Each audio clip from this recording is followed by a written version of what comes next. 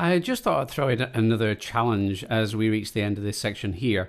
And I want to focus on concatenation a little bit more because I realize as we progress through the course, there are some complexities as we move through. What I would like you to focus on this time is using the actual concatenation, i.e. those periods or those full stops, to form a sentence. So I've set you a little challenge here. We've got some variables. First name is John, middle name Henry, last name Green, and the age is 42. All I want you to do is to form the sentence that John Henry Green is 42 years old. Full stop on the end. Now the method I want you to use is not this method here where you're putting the variables within the string, but this method here where you're using these periods. You're concatenating on each of those variables.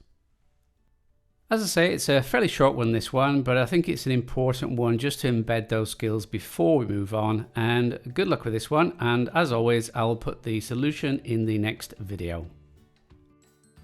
If you found this video useful, then remember to give me a quick thumbs up.